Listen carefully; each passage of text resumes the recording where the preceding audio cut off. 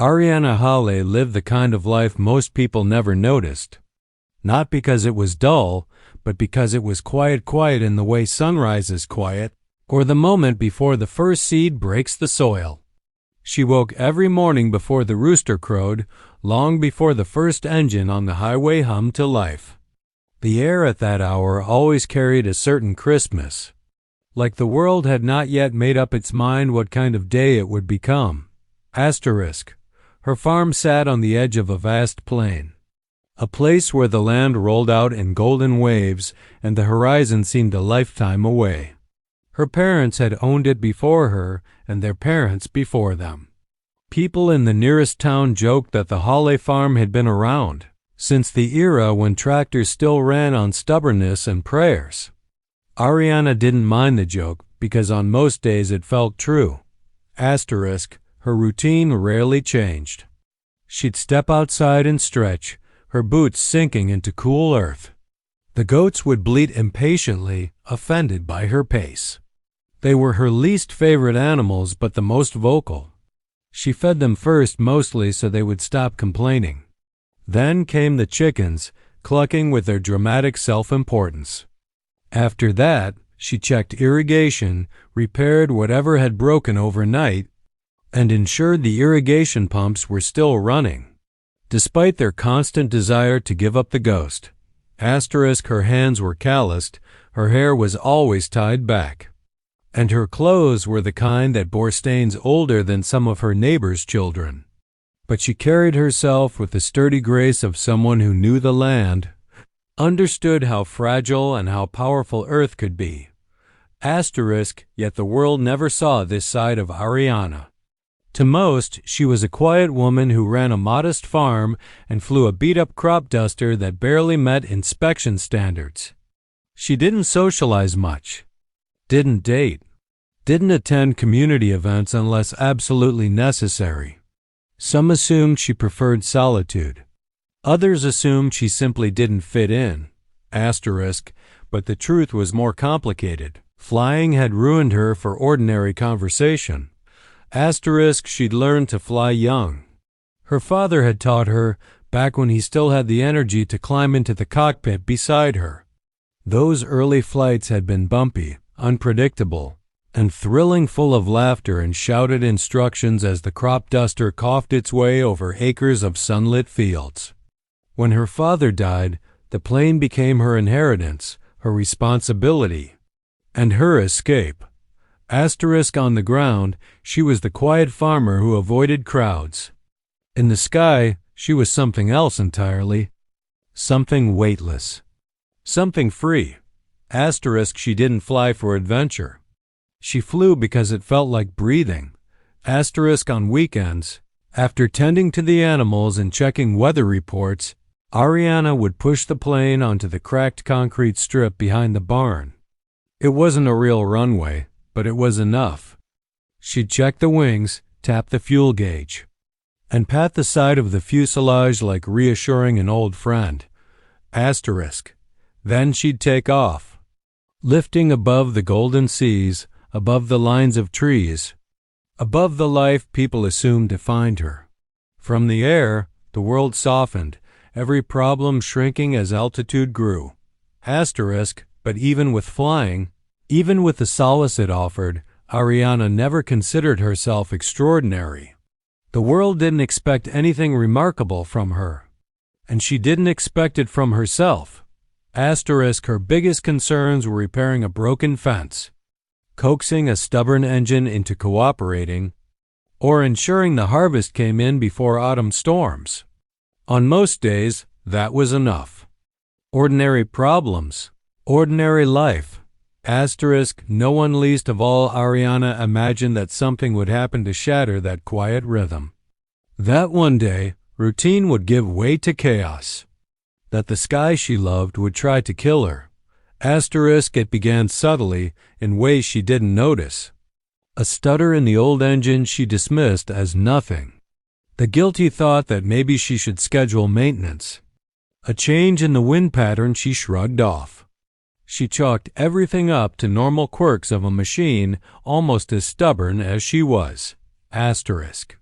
Never once did she suspect her life was inching toward an impossible moment, one that would rip her from anonymity and place her in the crosshairs of fate. 2 military jets, and a commander who would speak to her like she was someone worth saving. But that part comes later. For now, she was still just a farmer boots muddy, hair wild. Heart steady, completely unaware that the sky she trusted so deeply was about to betray her. And even more unaware that she would rise to meet it. The morning of the incident began without drama, without omen. Ariana finished her chores early, noted the humidity rising, and felt confident she could spray the northern acreage before the afternoon winds picked up. The sky was mostly clear then, just a thin band of clouds far on the horizon, harmless looking and unhurried. Nothing unusual, nothing threatening. She rolled the crop duster out from the barn and climbed into the familiar, battered cockpit. The seat creaked. The smell of old fuel and oil wrapped around her like an old coat. She went through the pre-flight checks with practiced efficiency flaps, gauges, pressure, throttle response. Everything seemed functional, if barely. Her plane was old, but it had always been reliable. Or so she believed. Ariana's takeoff was smooth. The wheels lifted from the uneven strip behind her barn, and the earth pulled away beneath her. She felt that brief moment of liberation that always came right after leaving the ground. That sweet disconnection from the heaviness of the world. She flew east over the fields, watching the endless rows of crops line up beneath her wings. The morning sun painted everything in warm gold. Down below, the goats wandered lazily, unaware of anything except the next patch of grass. A few hawks circled in wide arcs, searching for breakfast. It was peaceful. Too peaceful, maybe. On her third pass over the northern field, she noticed the wind shifting. Clouds that had been innocent earlier now thickened at the edge of the sky, growing darker by the minute. She muttered under her breath. Bad weather always knew how to sneak up on farmers-on pilots too, apparently. Still, the clouds were far enough away. She decided she had at least 30 minutes before things turned rough. Enough time to finish the job. She turned the plane gently, preparing for another run. That was when the engine gave its first warning. A hiccup. A stutter. A subtle falter in the steady drone she trusted more than most people. Ariana frowned and checked the gauges. Fuel level fine. Pressure fine. Oil temperature slightly high, but nothing unusual for a warm morning. She tapped the panel like a doctor testing reflexes. The engine smoothed out again. She exhaled, annoyed at herself for worrying. The plane was old. Old engines coughed sometimes. It didn't mean anything was wrong. But 20 seconds later, it coughed again. This time louder. Then the propeller shuddered. As if choking on air, Ariana's heart thudded once hard. She throttled back, then pushed forward, coaxing the engine. Come on, she muttered. Don't do this now. The engine roared back to life, steadying again. Relief washed over her. Then came the sound pilot's dread, a heavy, violent clank followed by silence. The first engine died. Her breath caught in her throat. The propeller spun uselessly, windmilling without power. She tried not to panic. Single-engine failures weren't unheard of. She had practiced emergency procedures 100 times. She could glide. She could find somewhere safe. She could. The second engine sputtered. No. She whispered, gripping the controls. Not two. Not both. But the sky paid no mind to her fear. With a sickening cough, the second engine failed. Both propellers slowed, then stopped, frozen in place like dead limbs. The only sound was the wind roaring over the wings. Ariana felt weightless, not the good kind. But the kind that comes right before a fall? Mayday. "Mayday," she forced out, her voice tremoring despite her efforts. She pressed the transmitter button harder than necessary. November 465 Delta, both engines lost. Altitude 4,000 feet, gliding east, no suitable landing site visible. Asterisk static replied. Then a faint voice acknowledged. Asterisk Ariana scanned the terrain below. The land that had always felt vast and generous now felt hostile. Forest, rocks, slopes, nowhere flat, nowhere safe, nowhere survivable. The plane dipped lower. She tried to steady herself. She'd trained for emergencies, but never one like this, never a dual-engine loss in a plane with no redundancy, no backup systems, no miracles built in.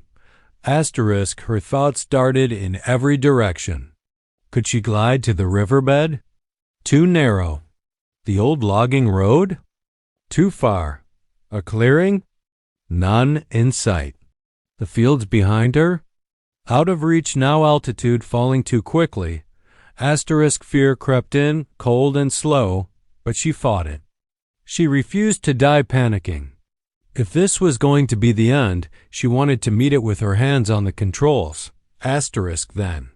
Through the rising hum of wind and the pounding of her own heartbeat, a new sound cut across the sky. Asterisk, a distant roar, deep, sharp, militaristic, not thunder. Engines. Jets. Ariana squinted through the cockpit glass, just as two silver-gray silhouettes pierced through the cloud line. Wings angled like predatory birds. F-22 Raptors. She blinked, unsure if stress was making her hallucinate. But they were real two fighter jets, flying toward her with controlled urgency. Asterisk, a voice crackled through her headset. Clearer than before. Asterisk, civilian aircraft, November 465 Delta. This is Raptor lead. We've got your mayday. We're here. Ariana inhaled shakily. They heard. Her. Someone was coming. Someone who knew the sky better than she ever would. Asterisk, and as her powerless plane dropped through the air like a wounded creature, she realized something she'd never expected. She was not alone in the sky anymore, and whatever happened next, she would not face it without help. For a few breathless seconds, Ariana thought the two gray shapes slicing through the sky were illusion, stress-born ghosts conjured by terror and altitude loss. But the shapes grew sharper, larger, and impossibly real. Sunlight glinted off their angled wings as they approached, sleek and predatory. Even from a distance, she recognized the distinctive silhouette. F-22 Raptors, aircraft she had only ever seen in air shows or grainy online videos. Asterisk, not in the flesh. Not escorting her. Asterisk, her radio crackled again, the voice now unmistakably human, calm, and trained to cut through fear. Asterisk, civilian aircraft, November 465 Delta. This is Raptor lead. We have visual on your plane. Confirm dual engine failure? Asterisk, Ariana struggled to steady her breathing. Her gliding descent felt steeper now, gravity gripping her like a fist. Asterisk. Affirmative, she said. Both engines are out. No restart. I'm losing altitude fast. Asterisk. Copy that, the voice replied. Behind its composed professionalism, she sensed urgency. Hang tight. We're going to help you through this. Asterisk, help. The word almost made her laugh, a hysterical, desperate kind of laugh. How could fighter jets help a powerless crop duster in freefall? They weren't tow trucks. They didn't carry miracle tools. They couldn't land beside her. Asterisk, but as the lead jet pulled up alongside her left wing, flying so close she could see his helmeted head turn toward her, she understood. They weren't here to fix her engines. They were here to guide her. The second Raptor took position behind and slightly above her, controlling spacing with precision she could scarcely fathom. The coordination between them was almost unreal. Like watching birds fly in formation during a storm. Asterisk, the lead pilot spoke again. Name? Asterisk, he didn't bark it. He asked it, steady and human. Ariana Hale, she replied. All right, Ariana, he said. I'm Commander Isaac Renshaw, United States Air Force. We're going to help you find a place to land. You're doing well so far. Asterisk, doing well? She felt like she was dying in slow motion. Asterisk, Renshaw continued, I'm pulling up close on your left. Don't be alarmed. Asterisk, the metal giant eased nearer, close enough that Ariana could see the reflections on its canopy. Close enough that she could see a faint movement inside, the commander giving a small reassuring gesture. Asterisk. Ariana swallowed hard. My glide ratio is dropping.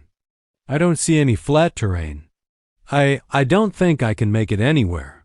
Asterisk. That's okay, Renshaw replied. That's why we're here. Asterisk, he spoke with a tone she recognized. Only from rare people, those who had carried someone through danger before and were prepared to do it. Again, calm, focused, unshakable. Asterisk below them? The terrain grew more treacherous, forest, jagged rock, ravines like open jaws. Ariana's heart pounded as her altimeter ticked downward. Asterisk, the second Raptor pilot chimed in, voice crisp. Raptor 2 here. Monitoring your descent. You've got a 5-minute window before you drop below safe maneuver altitude. Copy, Ariana said, though her voice came out thin. Renshaw spoke again. Ariana, look east 3 o'clock from your position. She turned her head. Through the patchy fog and thickening clouds, she saw a narrow pale gray line threading through the terrain. Asterisk. What is that? She asked. Asterisk. An old service road, Renshaw said. Abandoned, cracked, short, but it's the closest thing you've got to a landing strip. Asterisk. Ariana stared at the sliver of broken asphalt. It was thin, dangerously thin. Barely long enough. Barely flat enough. It twisted slightly, and parts of it were overgrown. Asterisk. That's impossible, she whispered. Asterisk. Renshaw's voice softened. It's doable. Not easy. But you've trained for emergencies. You can keep control. You're a pilot, Ariana. Asterisk. She didn't feel like one. She felt like a terrified farmer in a dying aircraft. Asterisk. But the Raptors flew beside her with unwavering precision, as if they believed in her in a way she didn't believe in herself. Their presence was a shield, a promise that she wasn't falling alone. Asterisk. All right, she said, voice trembling. Walk me through it? Asterisk. Good, Renshaw replied. First, I want you to stabilize your glide. Use your trim. Don't fight her too hard. Let the plane tell you where it naturally wants to settle. You're going to line up with that road. Raptor 2 will monitor your altitude. Asterisk. I'm on your right, Raptor 2 said. You're descending a little fast. Adjust pitch 1 degree nose up. Asterisk. Ariana followed the instruction. The plane responded sluggishly but obeyed. Her hands were slick with sweat. Her breath came in short bursts. The service road loomed closer, still too far, still too small. Asterisk. Renshaw matched her descent perfectly, as if tethered to her by invisible wires. You've got this. Small corrections. Trust yourself. Asterisk. Trust herself. The words felt foreign. Asterisk. She had flown for years, but never like this. Never with death stalking each second. Never with fighter jets guiding her like guardian spirits. Asterisk. As the distance to the road closed, Ariana felt a shift inside her, a tiny, defiant spark beneath the fear. Maybe she could do this. Maybe she wasn't as ordinary as she had always believed. Asterisk. The service road grew larger in the glass. The moment was coming. Asterisk. Renshaw's voice was steady when he spoke again, but she heard the weight in it. Asterisk. All right, Ariana, he said softly. It's time.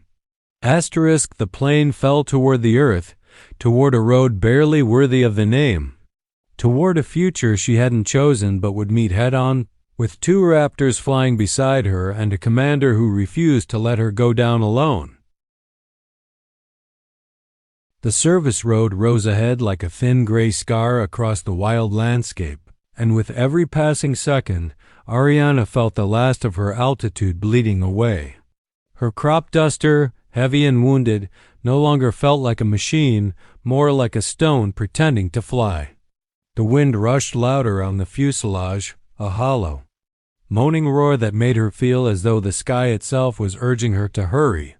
Asterisk, Ariana, Commander Renshaw said, his voice an anchor in the chaos. You're going to come in shallow. Too steep and you'll stall. Too shallow and you'll miss the road entirely. Keep your wings level. Pull only as needed. Copy, she said, though her breath shook. Raptor 2 flew behind her, tracking every wobble.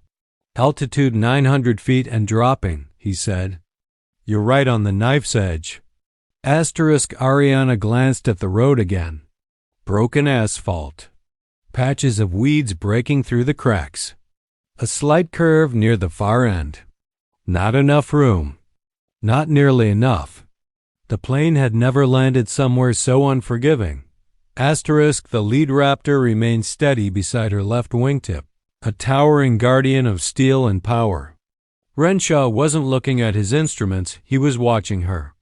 Watching her in a way that made her believe, for the first time since the engines died, that she might survive this. Asterisk, you're doing beautifully, he said. Focus on keeping her stable. You've got this. Asterisk, she wanted to believe him, but her hands trembled violently on the yoke. The plane lurched slightly in the downdraft. Asterisk, I can't hold it. She choked out. Asterisk, yes, you can, Renshaw countered instantly. Ride it out. Small adjustments. Don't overcorrect. Asterisk, Ariana forced her hands to loosen, to breathe with emotion instead of fighting it. The wobble smoothed just enough. Asterisk, altitude 800 feet. 750. 700 asterisk. The road no longer looked distant. It looked inevitable. Asterisk, Renshaw continued guiding her. You're going to flare just before touchdown. Not too high. You don't have the airspeed for that. Keep your eyes forward, not at the ground rushing up at you. Asterisk, Ariana nodded, though he couldn't see it. Her heart pounded so violently it felt like it could bruise her ribs. She swallowed hard. Asterisk, Raptor 2, Renshaw said. Call out her glide path. Asterisk, you're a hair low, Raptor 2 replied. Nose up 1 degree. Good. Hold that. The crop duster groaned, wings trembling. Ariana whispered to her plane, just a little more. Don't give up on me now. Asterisk, Renshaw's voice softened again. Ariana, listen to me. Look at that road. I see it, she said. Good. Now hear this. I've seen trained pilots panic harder than you are right now. You're still flying her. That matters. You're a pilot, and you're about to prove it. Asterisk, his confidence struck her deeper than she expected. She had never thought of herself as anything impressive. But in this moment, terrified, sweating, shaking, she had 2 fighter jets treating her as if her life was worth fighting for. Asterisk, altitude 500 feet. 450. 400? Asterisk, you're lined up, Raptor 2 said. Continued descent. Asterisk, the service road now filled the bottom half of her windshield. Ariana could make out cracks, debris, even tufts of grass. It was terrifyingly real. Asterisk. Okay, Ariana, Renshaw said. When I say flare, pull back gently. Not yet. Asterisk, the ground rose fast. Too fast. Asterisk, not yet. The plane's wheels were almost kissing the road. Now. Flare. Asterisk, Ariana pulled. The nose lifted. The plane leveled. Time slowed into syrup. Asterisk. The landing gear hit the cracked asphalt with a bone-rattling slam that jerked her entire body forward. The plane lurched to one side, noisy, violent, ungraceful. Asterisk. Hold her, Renshaw barked. Asterisk. Ariana fought the skid, muscles screaming. The right wheel caught a pothole and bounced. The left wingtip came perilously close to the brush. Asterisk. Brake. Straighten. Asterisk. She yanked the yoke. Pumped the brakes. The tires screeched, complaining at the abuse. The plane fishtailed twice before finally dragging itself into a rough, shuddering stop. Silence. Ariana slumped over the controls, chest heaving. The ringing in her ears drowned out everything for a moment. She didn't cry. Not yet, but her whole body trembled with the aftershock of life refusing to let go. Asterisk. Then the radio clicked one last time. Nice landing, Renshaw said softly. Her laugh came out half sob, half disbelieving bark. Nice? That was awful. Asterisk. It was survivable, he replied. Which makes it perfect. Asterisk. Minutes later, the sound of a military jeep echoed down the road. Ariana climbed out of her battered aircraft, legs nearly buckling as they hit solid ground. Dust swirled around her as the vehicle stopped and Renshaw jumped out, helmet tucked under one arm. Asterisk. Up close. He looked younger than his voice, sharp-eyed, steady, carrying the weight of experience like a familiar tool. You did it, he said simply. Ariana shook her head. You did. Asterisk. No, he replied, stepping closer. We guided.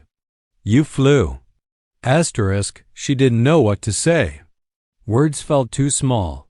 Asterisk. Renshaw glanced at her broken plane, then back at her. Most people freeze. You didn't. You kept thinking. You kept fighting. That makes you more than just a farmer.